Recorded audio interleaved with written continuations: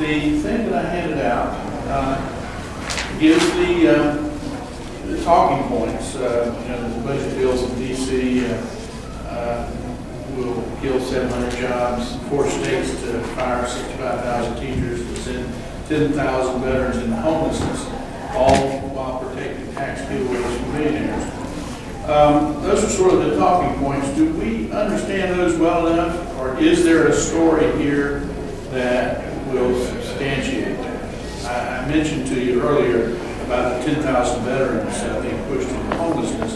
Is the HUD VASH vouchers that the VA will give to a veteran if he's about to be homeless or if he's already homeless.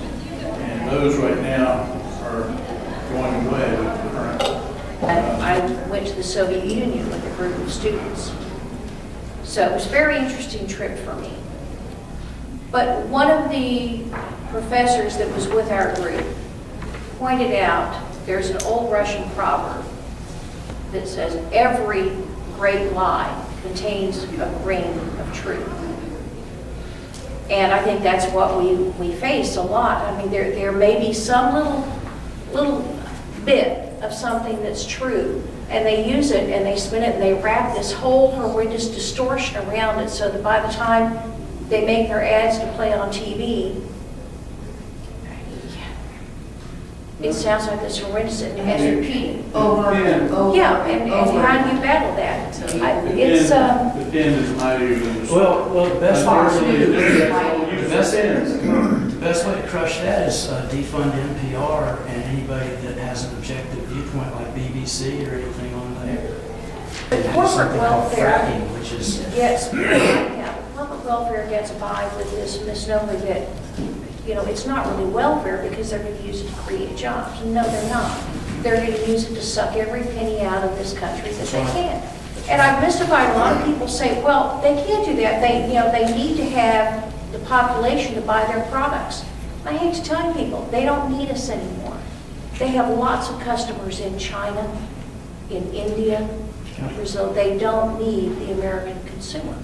So if they can make more money by building it cheaper somewhere else and selling it to the rest of the world, they don't really care what happens here.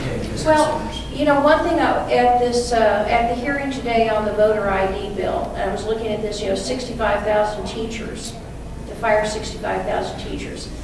Another gentleman that lives here in Garner, Scott Taylor, we were discussing, said he's been digging into the proposed legislation about charter schools. Well, the Wake School Board, Margiana, has a financial interest in charter schools. Well, in the legislation for charter schools, you only need to have I believe you don't have a college degree is not required to teach unless you're teaching a core subject. You don't have to have a college degree. A publicly funded charter school? A charter school. This is in the new legislation, and all of the employees and administrators of a charter school will be eligible to partake in the state health plan. So somebody tell me where the savings is. You met the state health plan? And they're talking about income compared to not having anything. They're going to make a profit, but they're going to siphon off the state for their insurance.